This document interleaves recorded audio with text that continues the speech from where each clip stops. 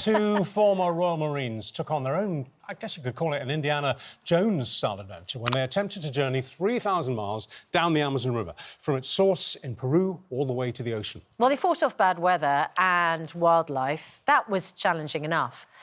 But then they had to wrestle with armed pirates deep in the jungle, and the pair were forced to abandon their charity expedition and seek medical aid.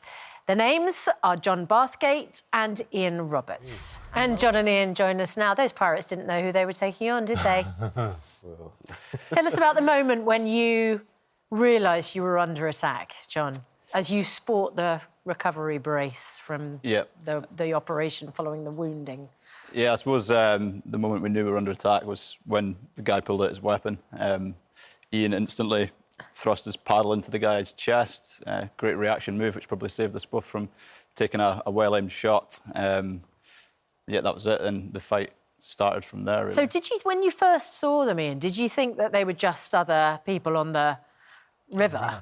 You get approached quite a lot going down the river by different villagers, but these two looked quite kind of menacing, and they weren't responding in the normal way that the other villagers would. Yeah, you say normally the response is firstly slight surprise to see strangers, and then warmth and friendliness. But you say these guys, they look mean from the off. They sort of knew what they were doing, so they obviously preempted. They were going to attack us and try and rob us or kill us. So yeah, you just got to see it all in their faces. And John, what did you have on you that pirates would have been after? Nothing on show, really. We had our phones out trying to use Google Translate, 'cause none of us have the best Spanish, unfortunately. And they speak in a sort of Spanish/indigenous dialect as well, so it's very hard for us to communicate. So the phones were out, but other than that, just big bags in the canoes. They must have been thinking there's stuff in these bags that we can take. And also they were just checking out that we weren't armed ourselves. And so they drew their weapon. What kinds of guns did they have? Just one 9mm pistol. Just automatic? No, just a 9mm. Okay. 9mm pistol, yeah. And what, waved it at you threateningly? It didn't even get the chance. Ian was so fast. It came out and Ian just thrust his paddle straight at the guy. A really great move. That is quick thinking. Now, unsurprising, because you have specialist training. You're Royal Marines Commandos, former Royal Marines Commandos. You've never actually been in conflict, have you? No. So this is all from your training and your practising and, you know, being out, sort of basically training for war situations, and has equipped you to deal with pirates that quickly on the Amazon River. Yeah, I think so. Definitely helped, but I think just having a pistol pointed at you isn't very fun. So. The thing is, of course it's not fun, but most people, when they have the pistol pointed at you, probably wouldn't have the enormous courage it takes to use their paddle to then fight off the pirates. You must have... Did you get a surge of adrenaline that gave you the strength? Did you know what you were doing? Had you trained for a scenario like this? We talked about it, kind of had a sort of preempted plan if we were to get attacked. Right. Yeah, the adrenaline surge is massive. You just... it happened in seconds. So for us, it was just this blind kind of panic. And in part of your preparations, did you think, look, we're not going to carry guns, but we have paddles, and paddles going to be our best defence? Was that the idea? I don't think we specifically talked about using paddles, to be honest. Ian just had it in his hand and used it. We talked about if we get into trouble, we need to capsize their boat, and then we can get away, because we're both bigger than your average guy out there and good swimmers. So that was our idea. So the whole thing began to unfold.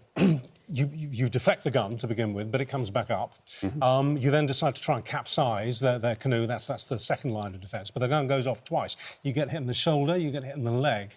You are lucky to be here, my friend. This is a 9mm bullet at point-blank range. And the one that hit you in the leg travelled right up the leg, didn't it? From the knee...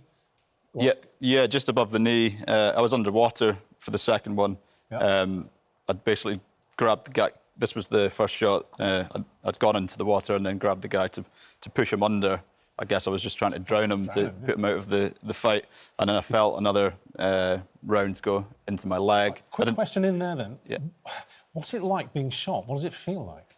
Just a full-body jolt is the way to describe it. I didn't know where I'd been shot. I just felt like a jolt that went through my entire body. And you knew straight away that that was a bullet? I knew I'd been shot. I didn't know what calibre, and I didn't really have any pain.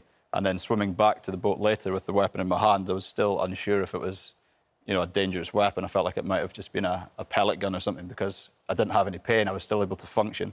So it wasn't until we sort of saw the exit wounds that we realised that it was a powerful weapon. So Ian, we're missing a bit in the story. So you're shot, but the guy's still got the gun. So how did you manage to get the gun, not be attacked again, and dispatch these 2 pirates? That was actually John. So as we was kind of having a wrestle with the pirate, if you like, from a sort of odd position in the boat as it was beginning to capsize. And when it went over, I saw John come up and just plunge this guy underwater and then disarmed him underwater. Oh, you disarmed him underwater. Did they survive, the 2 pirates? Yeah. I was very lucky. When the second shot happened in very murky water, I was able to just follow my hand down his arm and found the weapon in his hand and twisted it out of his hand, and in that process fired 2 shots back at him. One of them hit him in the hip, and and a couple hours later they were found floating down the other side of the river, basically out of action with no boat because Ian had capsized the boat and their engine had fallen off. So they got arrested then? So they were arrested by the police within a couple of hours, yeah. OK. What will happen to them? They're in court. Proceedings are ongoing right now in Peru. So we've had some Zoom court meetings from The thing is, here. quite apart from your shoulder, I mean, in your leg, your upper leg, you've got major arteries there. I mean, like serious arteries. You're so lucky that the bullet didn't go through one of them, because that would have been it. You would have bled to death, wouldn't you? Yeah, I would have been gone in no time. Nothing anyone could have done if it had hit that artery, but luckily it didn't. And But you're going back. Yep. Yeah. Why? Well, need to finish it. Yeah. Need to finish the job. Yeah, can't let them get in our way. And what is the mission out there? Go on, John. Yeah, we were raising money for charity for one, and second of all, it's to be the first team to navigate the Amazon from its highest source. So the summit of Chimborazo is the furthest sticking out point on planet Earth, and it's also a source of the Amazon, and nobody's completed that journey, the highest source down the greatest river on the planet. So, given that they're not the only pirates cruising up and down the river, would you be tempted to try and get permission to take a gun yourself next time? It's quite a lot of kind of red tape to do that, but we do need to go out with a bigger team. So we have to have sort of lessons identified for what happened, so we can take a bigger team out. So and safety in numbers. Safety in numbers, and maybe a local who can actually do the security side for us. problem with that. And the local might be armed. Because you see, Well, I wouldn't hopefully, like to go out again against pirates who've got a gun and I haven't. Yeah, hopefully so. Yeah. Yeah. We're trying to work that out at the moment. Right. So, yeah. The problem with taking a weapon is it changes the dynamics when you're visiting communities. If they see an armed Absolutely. person come in, they might not respond to you the You same don't way. want to escalate anything, do you? exactly. No. You want to minimise the chances of any shots being fired. However, if we go out unarmed and one of us gets shot and killed, we look pretty stupid. So. So if you go back, well, you are going back, when will it be? June, probably. Looking at June. Good luck. Thank Take you care very of much. yourself. Come Well back and see us done. when you get back. Yeah, that'd be great. Please Thank come back. Yeah. We'll do our best. Thanks very much indeed. you. Thank Thanks. you.